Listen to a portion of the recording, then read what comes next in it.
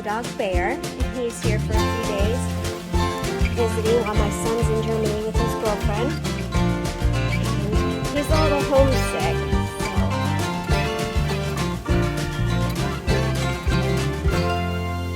so sweet, aren't you? Yeah, do you like coming to Grammy's house? He likes it here, but I get the jealous dogs over here who fuss so much, aren't you? You're so fussy, Corbin. And Brownie, whoo! Brownie, be nice. Hi, welcome to Miss Annette's little farm in the big city. It is a rainy day today. Everything's muddy and sloppy and messy. We had a huge storm the other day, and it's still very rainy today. So we are going to spend the rest of the day in the kitchen making some comfort food to comfort us for being such a rainy day and not getting to be able to be outside and play with the animals. There's the duckies. And the goats stay in the barn pretty much almost the whole time when it's raining like this. So let's go inside and make some comfort food.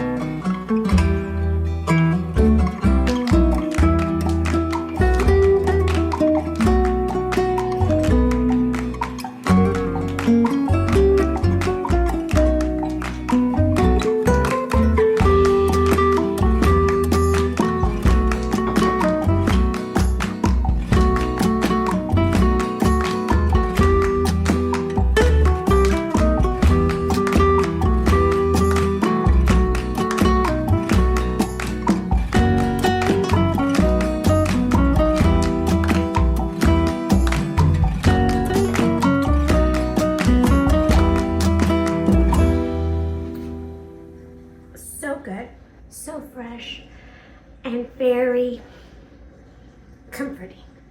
Well, here we are, it's Sunday, and it's time for another chat. And today, since it was so rainy out and not a whole lot of fun to be outside, I thought we'd talk about comfort food a little bit. Comfort food is not just a taste, but it's a connection to a memory, person, or a place, or a time when you felt safe. And that's why it resonates so much with us. Our comfort foods are so important to us. I've got my grand dog right here, and he's big and he's loud, and he wants all the attention, which is hard because everybody wants all the attention around here. Anyway, I was talking about the food that I made today and how comforting that is to me. As I make the meal, it's comforting because I think about my mom and how she makes her meals for her family. Whenever anybody's there, it's always a lot of cooking. Cooking seems to be a big connection and a way that she shows her family that she loves them. And so today, when I was making my meal, I was thinking about her as I was making their tortillas and thinking about how she makes her little patties and how she rolls out the dough. And it was a lot of connection to me, to my mom, as I was making the tortillas.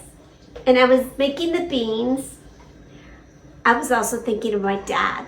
He's been gone 2 years now, and it's still very strange because you can go along every day and not feel anything, and then something will happen to remind you that they're gone, and it feels like the very moment that they left. So I kind of went through that a little bit today as I was making the beans. I was thinking about my dad and how my mom made beans for him almost every day of his life. That's what he wanted, beans and tortillas. To us, it's a very simple meal, but it is a meal filled with love, and it just means so much to us. Just those two components, those two things. We didn't need anything else. To this day, when we show up to my mom's house, that's the first thing we look around for: tortillas. We look around for beans. If she doesn't cook anything else, we're fine as long as we have some beans and tortillas. And my grandchildren are the same way. You know, it's so fun to see them as toddlers running around with tortillas in their mouths. They're sitting at the table eating their beans and their tortillas. And my mom used to cut them up she would cut them up for the babies. So she would tear the tortillas into little pieces for the babies and place it around the plate and put the beans in the middle. I mean, all of those things, food just brings up all those wonderful memories. It's funny how emotional you can be over food, and how food means so much to us. We serve food at weddings, we serve food at birthday parties, we serve food at funerals. You know, food is such an important component to all of our lives as far as socialization. It's interesting. It's not just nourishment. It means so much more. I know my family, we spend a lot of time cooking, we spend a lot of time eating, and it's always cooking and eating and gathering around the table and getting to know each other and laughing, and it's like a ceremony almost with the food when our family's together. You know, it was recently that my mother was here this summer, and my sisters came, and they brought their children and their grandchildren, and my house was busting at the seams, but it was just full of joy. And my mom was in the kitchen cooking, and she was in her element. She just loved it. She loved every moment of it. And I always worry, you know, oh, it's so much. No, I like doing it. This is what I like to do. And I imagine I'm probably going to be the same when my grandchildren come.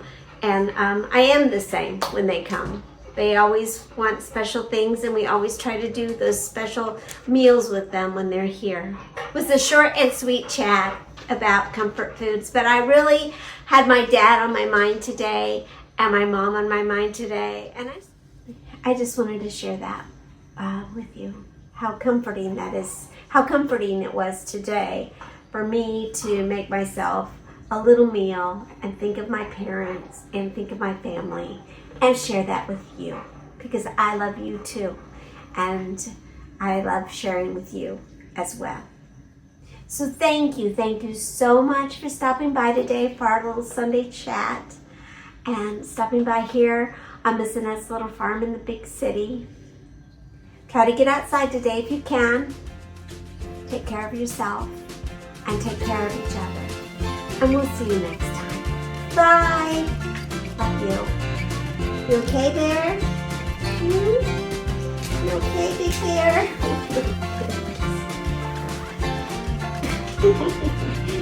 Yeah. Are you Grammy's baby? Are you the baby? Yeah. No, you can't get on my lap. You're too big. Oh my gosh, you can knock me over.